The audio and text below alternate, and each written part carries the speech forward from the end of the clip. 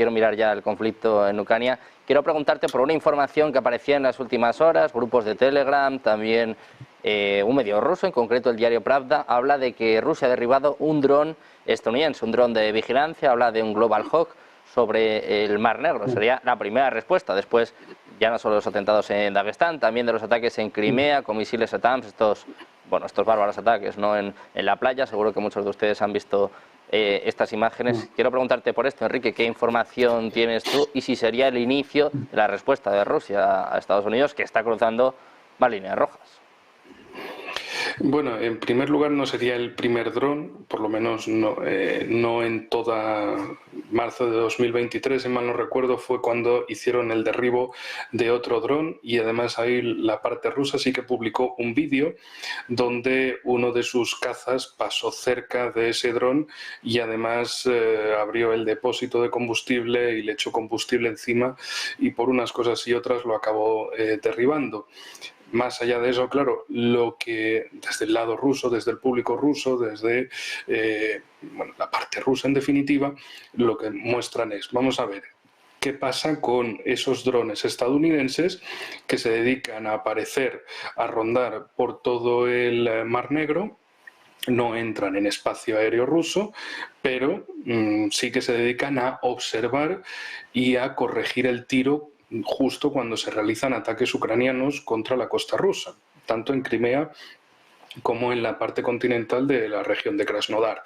Entonces, claro, lo que exigen es, oigan, estos drones cada vez que aparezcan, derríbenlos, porque sabemos que están coordinando un ataque ucraniano y que además es armamento estadounidense y que es un armamento empleado por estadounidenses, igual que ya en su momento reconocieron que, bueno, que los HIMARS y demás que eran operados por personal estadounidense, porque básicamente eso no le podían enseñar a utilizarlo a los ucranianos de un día para otro. Necesitan un entrenamiento especial y sobre todo también porque Estados Unidos se juega el prestigio en esas cosas, porque lo que busca es ante todo vender armas y es lo que siempre ha buscado desde el primer momento.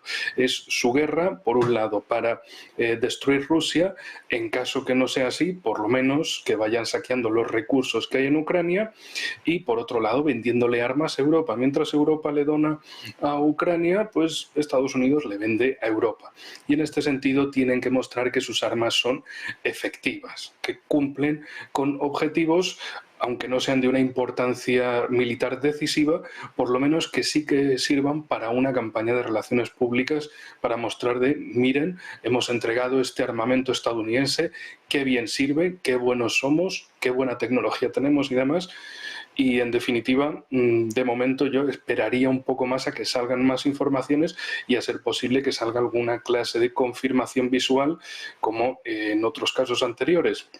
Porque a veces también puede ser que se hacen declaraciones rápidamente de contrarrespuesta, pero bueno, no significa que no vayan a suceder, significa que no hay que apresurarse con las cosas porque, bueno, son temas de la guerra, hay una parte que es el tablero militar y otra el tablero mediático asociado a esa parte militar, pero yo prefiero que haya más tiempo para más confirmaciones, las confirmaciones y muchos más detalles al respecto. De momento, lo único que se sabe, Enrique, es que han preguntado hace apenas unas horas al portavoz del Kremlin, Dmitry Peskov, le preguntaban sobre este suceso, el posible derribo de un dron estadounidense, y decía que no le consta esta información. De momento no hay imágenes y Peskov no ha querido entrar mucho al trapo, tampoco la ha desmentido, así que queda un poco en el aire. Eduardo, por esto te quiero preguntar, por el posible derribo y también un poco por dónde van a ir las respuestas de Rusia a Estados Unidos, después de que diera luz verde, después de los ataques de estos últimos días, ¿no? En Crimea, en Sebastopol. Claro, imagino que cada vez habrá más presión para Vladimir Putin. Pues yo creo que la mala noticia es que cada vez hay más armas norteamericanas en la zona. La buena noticia es que cada vez hay más armas norteamericanas en la zona. Me explico. Mientras esas armas requieran de un manejo norteamericano, la guerra va a tener el nivel de intensidad que desee Estados Unidos. Para Estados Unidos yo creo que esta guerra es la gallina de los huevos de oro, sinceramente, lo creo. Es la gallina de los huevos de oro para su política exterior y para su economía. ¿Su economía por qué? porque perpetúa su papel de proveedor de energía y recursos a Europa, que es pues ahora su jardín trasero, igual que tiene otro en Latinoamérica. Bien, eso le viene estupendamente bien. Por otro lado, se asegura el papel de hegemón en el bando occidental y el líder de la consabida reconstrucción de Ucrania, que en su momento llegará. Aparte de esa exigencia hacia los europeos de que el 2% al menos de su presupuesto se lo gasten en armamento. Ese 2% lógicamente va a ser en gran parte de armamento norteamericano, que es el que lo tiene sofisticado. Nosotros tendremos el absolutamente convencional. Eso es importante. Por otro lado, es muy significativo que esa guerra de mediana intensidad, como es la que hay en Ucrania, insisto, o sea, si miramos atrás vemos guerras 2.0, que son de devastación absoluta. Yo creo que hay tres niveles de guerra y esto va también en parte vinculado a la pregunta que hiciste anteriormente, ¿no? La 1.0 era robar al enemigo lo que tiene, las auténticas racias. Eso ha sido durante la Edad Media hasta muy reciente, luego ha sido devastación, Primera y Segunda Guerra Mundial, y ahora viene una tercera, que es el colapso, colapsar al enemigo. Por eso cuando dicen, ¿cómo será la Tercera Guerra Mundial? Y piensan en un escenario de zombies recorriendo el mundo en edificios destruidos. No, la Tercera Guerra Mundial pues va a ser una guerra de colapso digital y de pandemias que mantengan a la gente en sus casas, punto. O sea, con eso ese va a ser el discurso. El hecho de perpetuar esta guerra, y vuelvo al discurso, además incentiva que Rusia estreche vínculos con China, que realmente es el enemigo a batir por parte de Estados Unidos.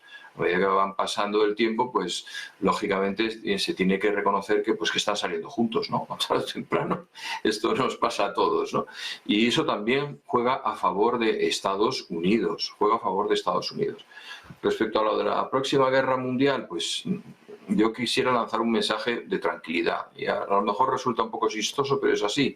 Yo imagino la siguiente guerra mundial con Biden en Washington recibiendo una llamada de Vladimir Putin que le dice, asómate a la ventana, ¿qué ves? Y no veo nada, está todo apagado. Claro, no me extraña, te lo he apagado yo. Dice, ¿a que te has enfadado? Me he enfadado mucho. Aprieta el botón nuclear. ¿A que no funciona? No, ¿ves? También te lo he colapsado. Ahora o haces lo que yo te digo o vamos a tener que hablar en otros términos.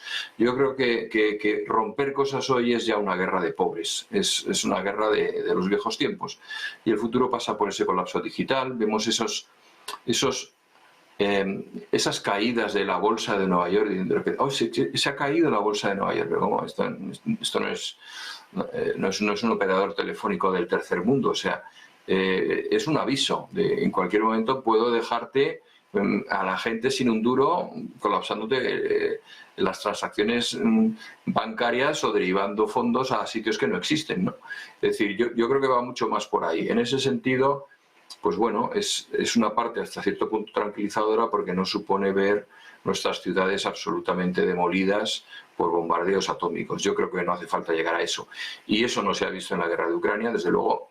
Y yo insisto en que lo mejor de las armas está muy lejos de haber salido de los almacenes de Rusia, de China o de Estados Unidos, y que solamente en unas circunstancias excepcionales que no conviniesen a Estados Unidos se pondrían en marcha. Yo creo que es el que tiene la llave y que esta situación le conviene.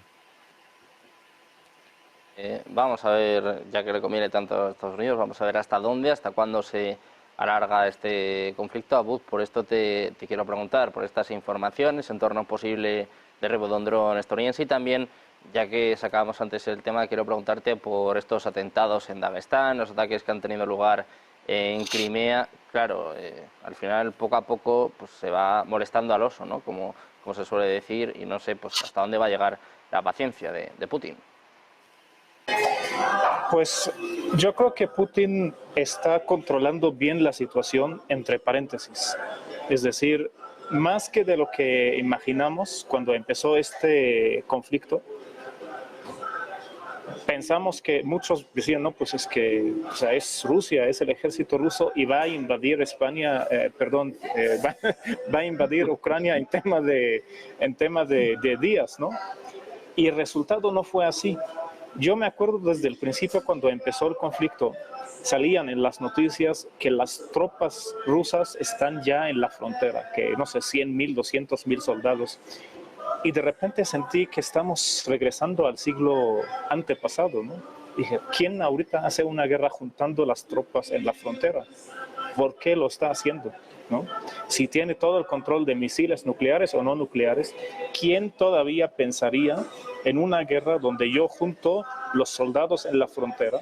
Pues realmente este era un show y sigue siendo un show, es decir, y él lo ha llamado así, por eso le dice una operación militar especial. Él no quiere llamarlo una guerra, pero militarmente hablando, pues él no está invadiendo a Ucrania, él de repente ataca y regresa, y está haciendo ese tipo de juegos que en un momento lo comentamos, Sergio, que es una guerra de ajedrez.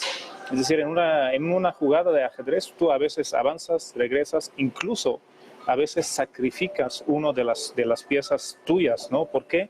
Porque llegas a una congestión donde tú tienes que abrir un espacio, donde tú tienes que ver otra oportunidad de negociar. Ahora, ¿sí está saliendo las cosas de control de las manos de Putin? Probablemente sí, pero en un porcentaje más bajo de lo que se esperaba. ¿Por qué lo estoy diciendo?